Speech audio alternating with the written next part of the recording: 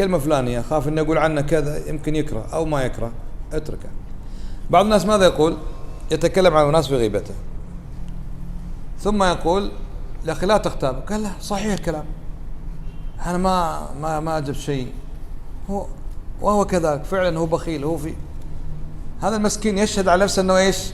بصم على نفسه أنه يغتاب، لأن هذا الذي عرف به النبي عليه الصلاة والسلام. فقال يا رسول الله أرأيت إن كان في أخي ما أقول، يعني وأنت صادق مثل ما كذبت عليه.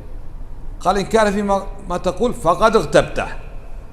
فبعض الناس قال نعم، ما إلا بخيل ونص وأنا مستعد أقول بوجه. أنت الحين بثبت على نفسك قاعد تغتابه، لأن الرسول صلى الله عليه وسلم نص على ذلك. سئل إن كان فيه ما تقول كما هو فقد اغتبته، وإن لم يكن فيه ما تقول فقد بهته، قلت عليه البهتان والكذب. فإيش لك بهذا؟ وبعض الناس يقول أنا مستعد أقول هذا الكلام في وجهه. من قال لك إذا قلت كلام في وجهه ما تكون غيبة؟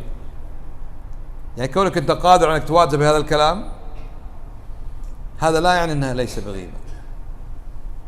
وذكر الشيخ الإسلام ابن تيمية أشياء عجيبة.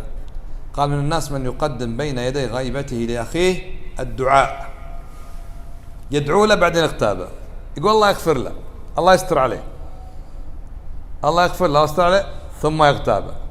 يا أخي لا تدعو له ولا تغتابه، يعطيك مقدمة دعاء ثم يغتاب. وبعضهم يظهر الشفقة، مسكين عاد والله ما يستعد، هو طيب، يكسر كاسر خاطر، يعني يعطيه شوي بكلام الشفقة ثم يغتابه. وبعضهم يظهر ذلك